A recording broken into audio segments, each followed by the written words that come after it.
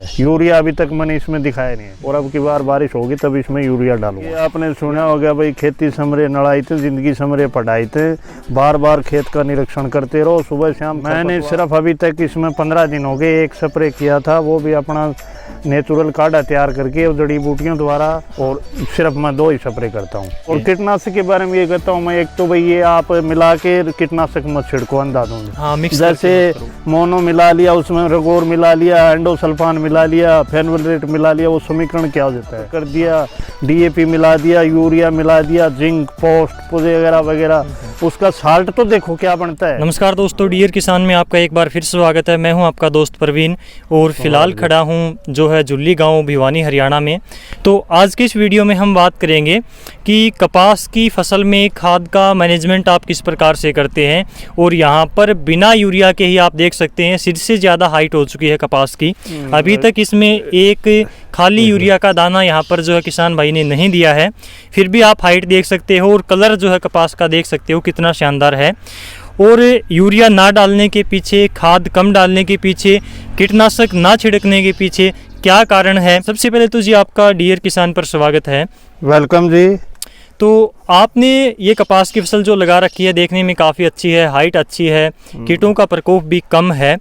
तो आप स्टार्टिंग से बताइए कि आपने खाद कितनी मात्रा में डाली बिजाई के समय से लेकर अब तक? ये मैंने चौथे महीने की 25 तारीख को लगाया था। हाँ, ये वैरायटी भी एक बार बता दीजिए। वैरायटी 776 नंबर वैरायटी लगाई है। अच्छा, राशि की 776 राशि 776 जी। ये ही पिछली बार लगाई थी, इसका रिजल्ट अच्छा है। अच्छा। और इसमें मैंने लगाने के बाद में पहले डीएपी वगैरह कुछ नहीं बोया। मतलब बुआई के समय पर आपने कोई खाद इसमें नहीं डाली? कुछ नहीं, खाली सूखे की बांध करके पानी लगा के इसको बिजाई करवा दी। 3 पैकेट बीज डाले हुए 1.5 एकड़ में जी। राशि 776।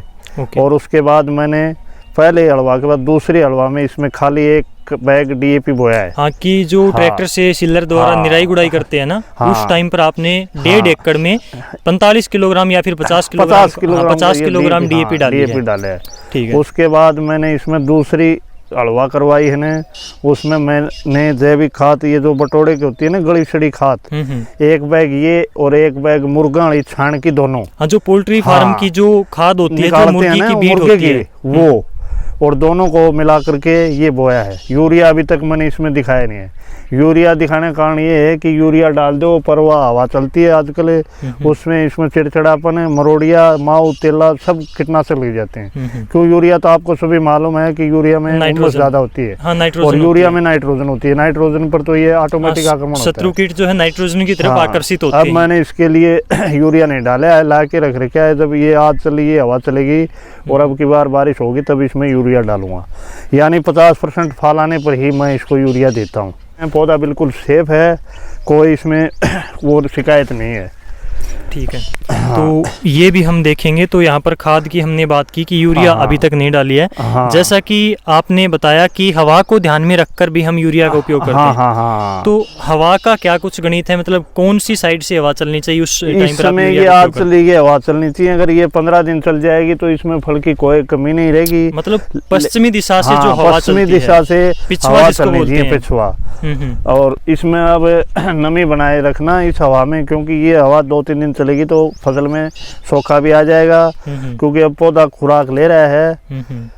तो इसलिए मैं आपको बताता हूँ कि कम खर्च अधिक पैदावार, पूरी शिक्षा पूरा प्यार, किसान बने माला माल। बिल्कुल बिल्कुल। क्योंकि ज्ञान होना जरूरी है। किसान को समझना पड़ेगा भी होगा। सफलता ही, मेहनत ही सफलता की कुंजी है। बिल्कुल। अब जो बुजुर्गों से सुना होगा, कर्म करो फल की इच्छा मत करो। जी बिल्कुल बिल्कुल। अपना काम है कर्म करना, लेना देना मालिक का हाथ है। बिल्कुल। किसान जो है मेहनत के बलबूते ही जो हासिल करता है सब कुछ, और मेहनत करने वाले को भगवान अपने आप देता है। कहते हैं देता है तो छप्पर फाड़ के देता है, लेता है तो भी ले लेता है। किसान को ये बातें समझनी पड़ेंगी कि अपने हिसाब से जो रिक्वायरमेंट फसल की होती है उसी प्रकार से खाद का उपयोग करना चाहिए, कीटनाशकों का उपयोग।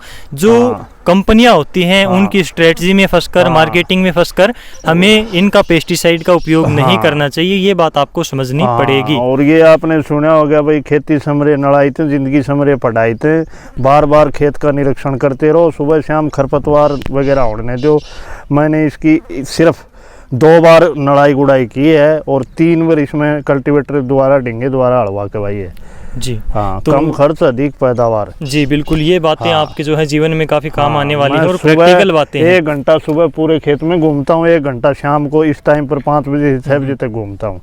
हाँ मतलब पूरा सुबह निरीक्षण करो, कोई हाँ। मच्छर आदि हो वो तुरंत उसकी निगरानी रखने में ही, संभाल करने में फायदा है। ये तो हमने खाद की बात की और समय समय पर आपको फसल का हाँ। निरीक्षण करते रहना चाहिए हाँ, ताकि हाँ, कोई भी हाँ, समस्या हाँ। दिखे तो तुरंत उसका समाधान हो सके। समाधान होना चाहिए। इसके बाद में कीटनाशक की हम बात करें तो आपने कीटनाशक का स्प्रे अभी तक इसमें कितना किया है और आप कितना करते हैं? मैंने सिर्फ अभी तक इसमें 15 दिन हो गए, एक स्प्रे किया था, वो भी अपना नेचुरल काढ़ा तैयार करके और जड़ी बूटियों द्वारा हाँ हाँ। उसका और मोनो का और अब मोनोक्रोटोफॉस जो हाँ, 36% हाँ, जो मोनोक्रोटोफॉस है उसका किया है। अब इसका दूसरा 5-7 दिन में और करने वाला हूँ। वो दूसरा काढ़ा तैयार कर दिया है और सिर्फ मैं 2 ही स्प्रे करता हूँ। अच्छा, मतलब पूरे सीजन में कपास में आप केवल हाँ, 2 स्प्रे 2 करते हो? बाकी और ज्यादा मौसम बताएगा, लेकिन 2 ही करता हूँ मैं तकरीबन। हाँ, हो यदि सकता है मौसम की वजह से कई बार 3 भी करनी पड़ जाए। हाँ, मतलब वो मौसम तो खराब- समय बताएगा। हाँ, कीट का प्रकोप हाँ, ज्यादा हो जाए तो हाँ, 3 भी लेनी पड़ सकती है हाँ, स्प्रे। हाँ, लेकिन आपने बताया कि जैविक फॉर्मूला, हाँ। तो आप प्रत्येक स्प्रे के साथ में जो हाँ। है ये घोल डालते हैं? हाँ, ये बिल्कुल ये जरूरी डालता हूँ। इसमें ये 12-13 प्रकार के आइटमों द्वारा बना हुआ काढ़ा है। इसमें निम्बासिडिन नामक दवाई भी बन जाती है, नीम का तेल बन हाँ, जाता जो है। नीम का तेल हम बाजार हाँ, से वो महंगे भाव बाजार में से लेकर महंगे आते हैं। भाव पर लोगे, वहाँ लुटोगे, पैसे लगाओगे, ये थोड़ी मेहनत का काम है। हाँ, तो ये आप हाँ। इससे मतलब उससे भी ज्यादा हाँ। 10 वो तो एक केवल नीम का तेल होता हाँ, है। हाँ, हाँ। लेकिन यहाँ पर 10 प्रकार की चीजें डालकर ये उससे 10 उससे भी गुना 10 गुना बेहतर है। हाँ बेहतर यहाँ पर तो आप तैयार कर सकते हैं थोड़ी सी मेहनत के हाँ, बलबूते मेहनत, पर। हाँ। तो आप किसानों को जो कपास की खेती करते हैं उनको क्या अपनी तरफ से मैसेज देना चाहोगे? किस प्रकार से उनको करनी चाहिए जैविक खेती के साथ साथ में? जैसे आपने पेस्टिसाइड भी डालते हैं हाँ, हाँ। बड़ी सावधानी तरीके से, तो जरूरत के अनुसार उनको किस प्रकार से उपयोग करना चाहिए, क्या कहना चाहोगे? मैं यही कहता हूँ उनको अपने हिसाब से, सबसे पहले तो कपास में मेन काम तो है उसकी नड़ाई गुड़ाई करना। आपने सुना होगा सब क्योंकि बीमारी मिट्टी और पानी में है। अगर कपास के अंदर घास फूस नहीं होगा न तो वैसे ही मक्खी मच्छर कम होंगे, कम आएंगे बिल्कुल। हाँ, तो क्योंकि सुना है भाई जिंदगी समरे पढ़ाई तर खेती समरे नड़ाई गुड़ाई से। पहला काम तो ये है। ठीक है, उसके बाद में खाद की बात उसके करें। बाद में खाद करो, आप हिसाब से यूज करो। ये आप कर दिया डीएपी मिला दिया, यूरिया मिला दिया, जिंक पोस्ट वगैरह वगैरह, उसका साल्ट तो देखो क्या बनता है। हाँ। क्यों ऐसा काम वो क्यों करा आप? अपने खाली डीएपी बो दो, अपने बटोड़े के नीचे गली सड़ी हुई जैविक खाद है। हाँ, मतलब उसको कहने का जान के, अभिप्राय हाँ, यही है कि हाँ, ये देखो कि पौधे को हाँ, आवश्यकता किस चीज की है। ये पौधा है ना, ये देसी खाद उनसे तो मजबूत हो गया। अब इसको ये काटा है, ये पत्ते के थ्रू इसको खुराक देगा। बिल्कुल। हाँ, क्योंकि अब फल का टाइम चल रहा है। और इसके साथ में कीटनाशक के बारे में क्या कुछ कहना चाहोगे? और कीटनाशक के बारे में ये कहता हूँ मैं, एक तो भाई ये आप मिला के कीटनाशक मत छिड़को अंधाधुंध। हाँ, मिक्स जैसे मोनो मिला लिया, उसमें रगोर मिला लिया, एंडोसल्फान मिला लिया, फेनोलेट मिला लिया, वो समीकरण क्या हो जाता है। हाँ। ऐसा करने की बजाय आप 5-7 दिन के अंतराल पर कर दीजिए। इससे तो बेहतर वही होगा। ये काफी आइटम मिलाने से उसकी वो जैसे कीटनाशक में ही हाँ, फंगिसाइड मिला लेते हैं, वो उसमें मिलाते ही हैं, वो- एनपीके डाल देते हैं, यहाँ पर सबसे बड़ी गलती होती है। वो समीकरण दूसरा बन जाता है और उसमें काफी हमारे नुकसान भी हो जाता है। हाँ, उसका एक तो क्यों? रिजल्ट तो कम हाँ, होगा ही होगा, ये तो हाँ, आप मानकर चलें। हाँ। जितनी ज्यादा मात्रा में आप हाँ। स्प्रे को या फिर जो जो आपने दूसरी सुना है कि टेक्निकल मिक्स मोनो करते हैं। बढ़वार करेगी, पत्ते का चिकनापन करेगी, माव तेला मरोड़िया साफ करेगी, एंडोसल्फान कीड़े की दवा होगी, और दूसरी वो किस चीज की होगी भाई, ये फूल पत्ती को गंदने नहीं देगी। इस तरह की बजाय आप 5-7 दिन के अंतराल करें तो बेहतर होगा। हाँ, ठीक है। तो ये हमने जाना कि किस प्रकार से कपास की फसल में थोड़ी सावधानी पूर्वक यदि आप समझ से काम लेते हैं तो खर्च को कम कर सकते हैं और अपनी पैदावार को ठीक ले सकते बढ़ा हैं। सकते हैं। जो मेन बात यही होती है कि किसान का अनुभव काम आता है। एक किसान से दूसरे किसान को समझना चाहिए कि जो किसान अच्छी पैदावार ले रहा है कम खर्च में, तो उनसे आपको सीखना चाहिए और अपनी जो है खर्च को कम करके पैदावार को बढ़ाना चाहिए। तो इस प्रकार से इस वीडियो का बनाने का यही मकसद था कि कपास की फसल में किस प्रकार से कम खर्च में आप ज़्यादा पैदावार ले सकते हैं। दोस्तों, आज की ये जानकारी आपको कैसी लगी कमेंट बॉक्स में अवश्य बताएं। यदि वीडियो अच्छी लगी हो तो वीडियो को लाइक और शेयर जरूर करें। यदि चैनल पर नए हैं तो डियर किसान यूट्यूब चैनल को सब्सक्राइब करें ताकि आने वाली इसी प्रकार की नई वीडियो आपको समय समय पर मिलती रहे।